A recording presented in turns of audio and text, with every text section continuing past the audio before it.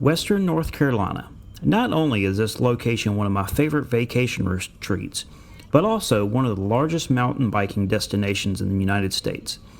The trails range from beginner all the way up to advanced black diamond, in which there are abundance of and something for every level of rider. It really is a mountain biker's wildest dream. So, guess what I did when I went to Western North Carolina recently? If you guessed mountain biking, you chose poorly.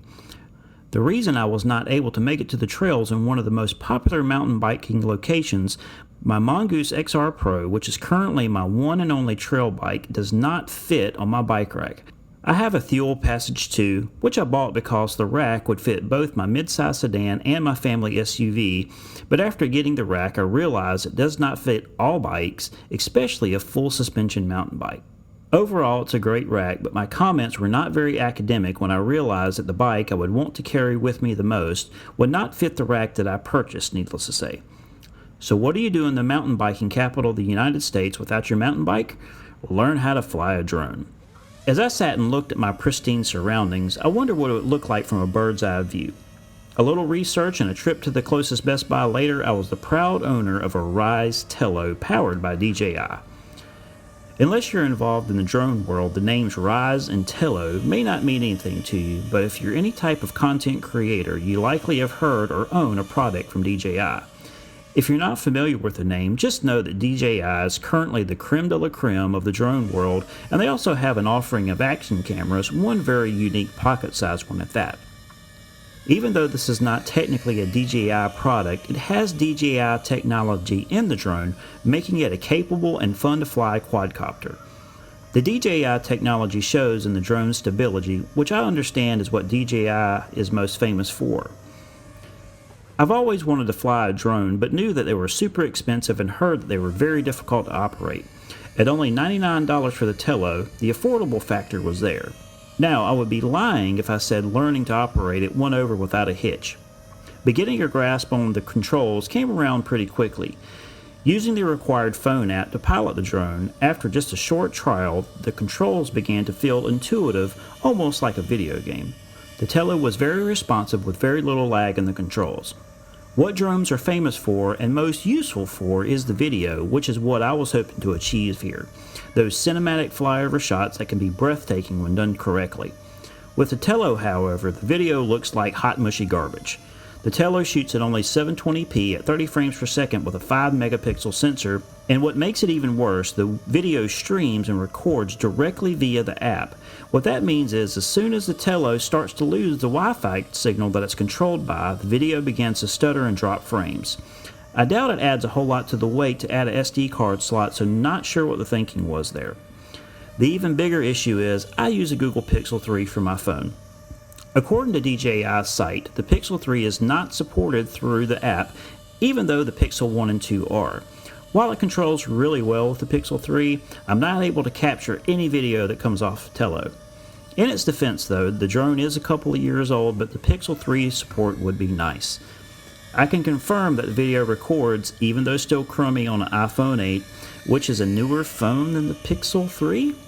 This is not a videography drone, but more in the hobby toy category, but there is hope in the video department though. With a little ingenuity and a whole lot of 3M strips, I was able to successfully attach my Polaroid Cube action camera to the top of the Tello. Although not quite as steady after the camera was attached, I was able to capture some much better quality video from the drone that I was hoping for. After some post-production, it can look a little like this.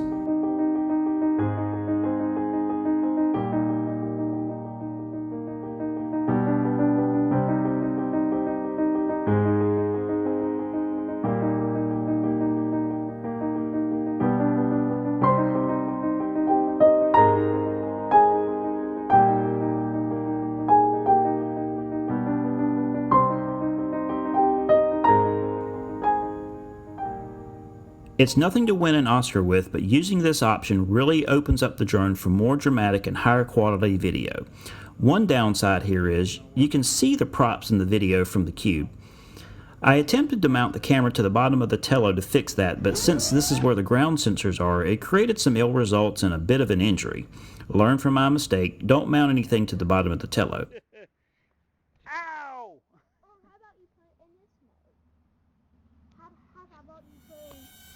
The drone does tend to freak out a bit with the camera attached too.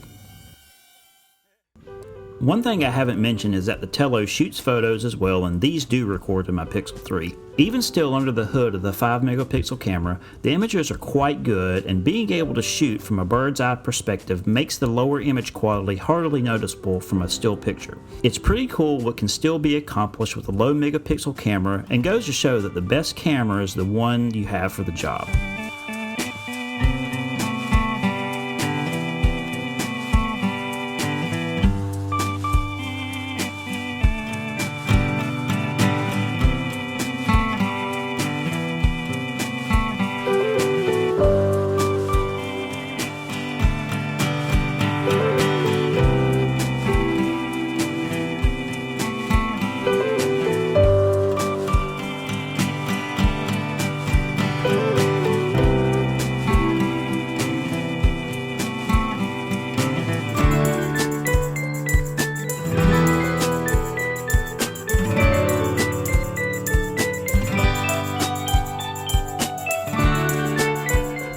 Using the Polaroid cube attached and the Tello's onboard camera, it allowed me to get the bird's eye perspective of my surroundings that I was hoping to get.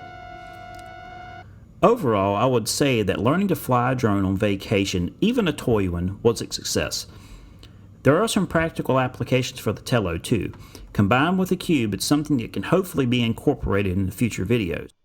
Content creation aside, the Tello is super fun to just fly around as a toy it was intended to be. As far as biking in Western North Carolina goes, it was not completely a bust. On this trip, I was able to teach my 6-year-old son how to ride a bike during the trip, which I would certainly call a success. We did take some bumps and bruises along the way, and even though it's still a work in progress, what I hope the lesson to him is that a bike can take you places that you otherwise would not be able to go. As far as mountain biking in Western North Carolina for me, obviously I was not able to do any, but these mountains are just a short trip away. I will return as soon as I can figure out how to without purchasing a whole new bike rack system, and the goose will come with me. Thanks for watching today, and remember to get out and ride.